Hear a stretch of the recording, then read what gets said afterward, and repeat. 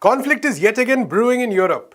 There have been allegations and counter-allegations as Russia and Ukraine and its Western allies have been both alleging that the other side is about to cause a war. There have been even some mobilizations of troops, threats of sanctions, and even more severe measures. We'll be talking about all this in Mapping Fault Lines.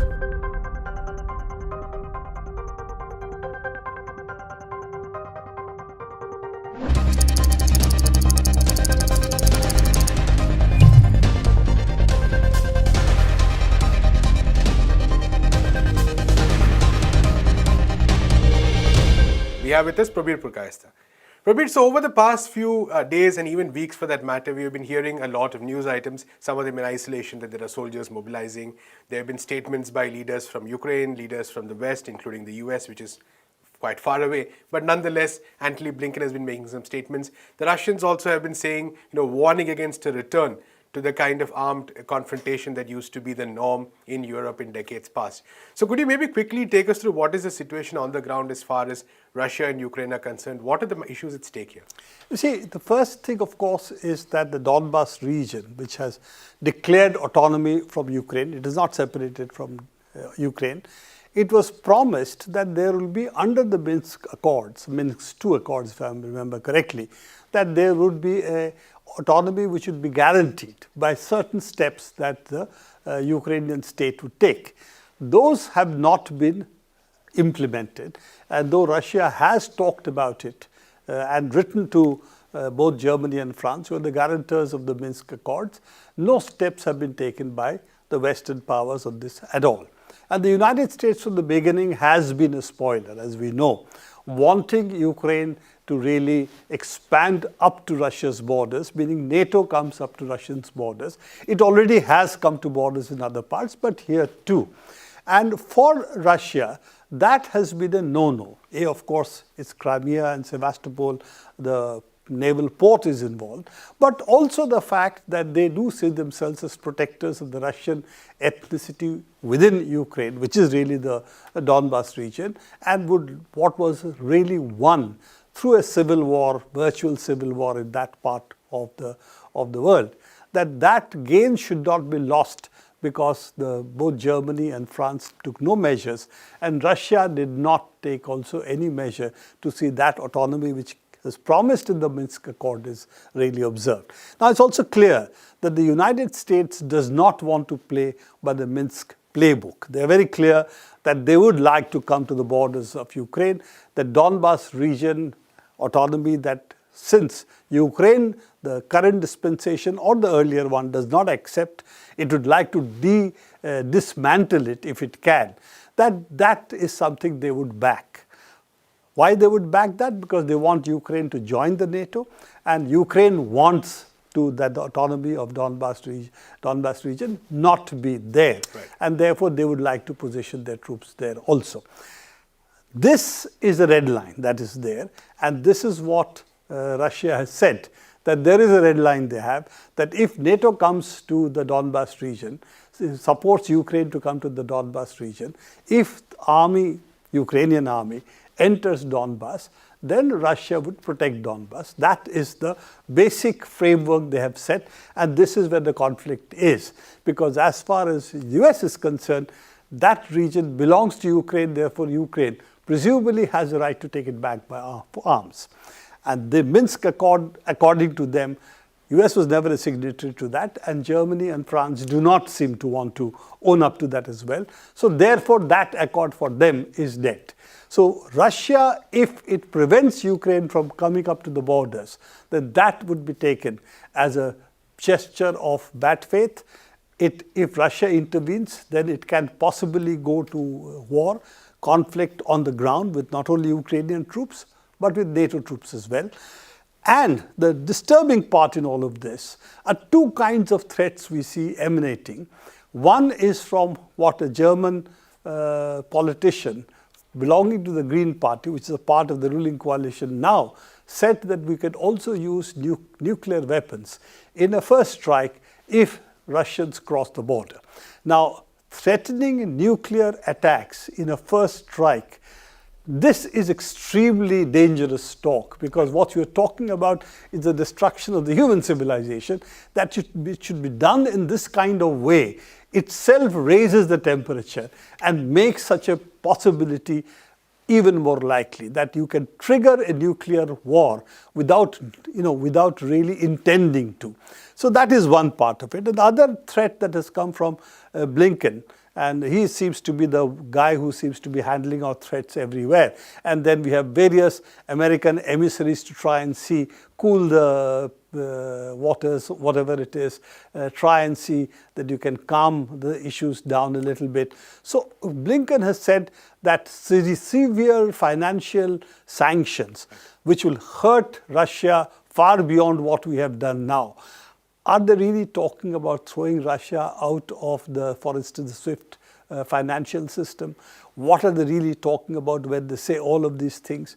Is it the interdependence of Europe, that after all Russian gas comes to Western Europe, that they would like to sanction, so that ultimately Western Europe has to buy maybe American fracking gas? We're not clear about what these terms are.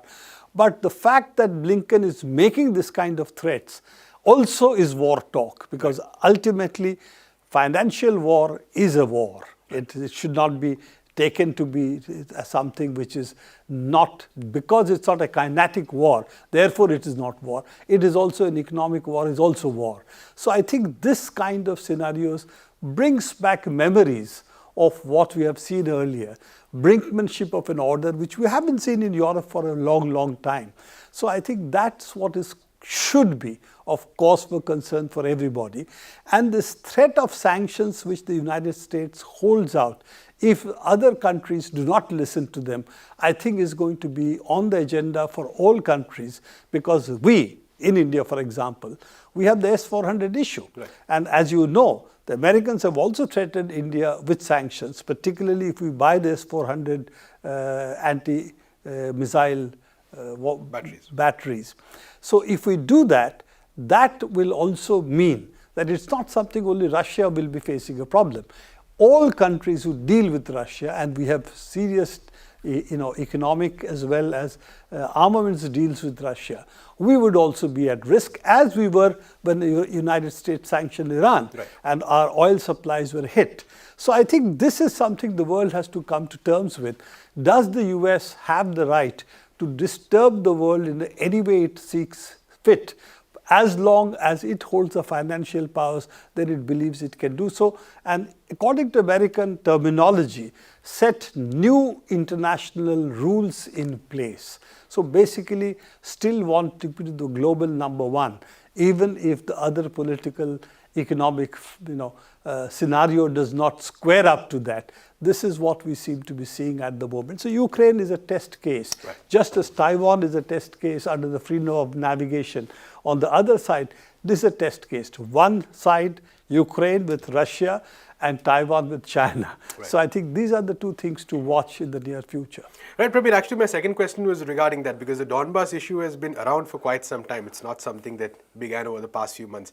So what is the specific reason for this kind of escalation right now, when, considering that Trump is no more there, people were saying that, okay, now it's a different ballgame. But the Democratic administration seems to be even more hawkish in some ways. Well, I think on Russia, as we know, the Democratic Party was always more hawkish than Trump was, because if you don't forget, they said that Russia helped Trump to win. So from the beginning, they said we are the true opponents of Russians. Mm-hmm. On the question of China, Trump appeared to have been more hawkish by the economic war it waged on China. Coming back to the Donbas issue, as you know, Donbas is really a fallout of the breakup of the Soviet Union. Right. And the fact there are strong Russian ethnicities, Russian-speaking populations in different parts of Eastern Europe. And it was true also for the Baltic states. A lot of them were either disenfranchised and then left, or a lot of them actually left. Right. So all those processes took place. I'm saying left because that's a nice way of putting it, but we know it was semi-coercive, if right, not coercive.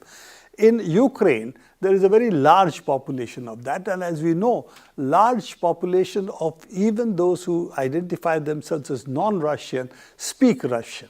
In fact, some of the people who have ruled Ukraine were anti-Russia and anti-Russian ethnicity, but they spoke, their major language was still Russian. So taken all of that, when the Russian television, radio stations, newspapers are banned, and I'm talking about Ukrainian Russian speakers, I'm not talking about Russia as such, then obviously there is a deeper fracture over there which has been created. And we have also had the rise of really fascist forces, right-wing forces in Ukraine who swear by essentially those groups which aligned with the Nazis during the Second World War. So that is the internal fracture of Ukraine. But you know, there is a much larger historical issue, and if you take the whole of Eastern Europe, particularly after the fall of Soviet Union, when it breaks up, Yeltsin leads the breakup, signing the pact with Ukraine and Belarus that we don't recognize the Soviet Union anymore, we are dissolving it. And that's how he replaces Gorbachev and becomes the president of Russia rather than the president of Soviet Union. Now, when that happened, Yeltsin had the belief that all these countries will be partners of Western Europe and they will be allowed to peacefully integrate themselves into Europe. And his belief was, therefore, that NATO should really not expand any further towards the east, up to Germany, yes, but no further. And all the Eastern European countries, including Russia, would be incorporated in a kind of friendship partnership. I think it was called Progress and Friendship Program, by which they will be integrated. And they will have a European, larger Europe, if you will, which will then be the part in which Russia will also be recognized. Russia's aspiration has been Europe to be recognized by Europe for quite some time, and that goes back 300-400 years. So if we look at that, the Americans were very much against it from the beginning, and now the internal correspondence has recently been made public by Freedom of Information.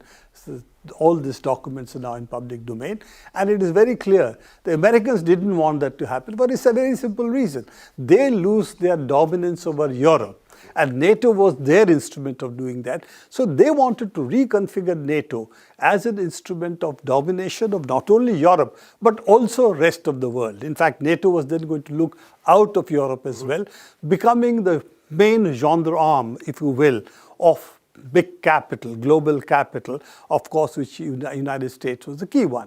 And in their view, therefore, Yeltsin had to be bamboozled into accepting the eastward march of NATO. Yeltsin was very upset. At one point, he and Clinton had a public spat where he shouted at Clinton, but he was going to be very delicately placed, shall we say, in an election, I think in 1996. And Clinton said, okay, I'll help you win. And that seems to have got over Yeltsin. But the Russian state saw that as a threat as NATO marched right up to its borders and set up missile batteries from Baltics, Romania, Poland, and now it threatens to come up to Ukraine. And that Ukrainian border, it's already in Ukraine. So now it is putting down red lines that if you do this, this is not acceptable. If you don't accept our red lines, what you're really saying, you can put missile batteries which can reach our command centers in Moscow in 5 minutes. And if you do that, that is something not acceptable to us. And Putin has said our response will then be, of course, hypersonic missiles and so on and so forth. So you get a renewed arms race. You get a hair trigger alert. You're talking of nuclear weapons, the use of nuclear weapons. You're really in a territory which is completely uncharted, except at the height of Cold War, the Cuban War, for example, Cuban blockade, for example. And I think that is a very, very dangerous period to go back to. But we seem to be walking into this with the Americans doing it with their eyes wide shut, as they say, because they seem to believe all of this will have no consequences. So one side you have Ukraine, other side you have Taiwan, and they seem to be willing to ratchet up pressures against both Russia and China Right. simultaneously on these two fronts. So I really I'm not clear what is the vision they have, or are they walking us into a global Armageddon with their eyes open or eyes shut? Thank you so much, Prabir. That's all we have time for today. Keep watching NewsClick.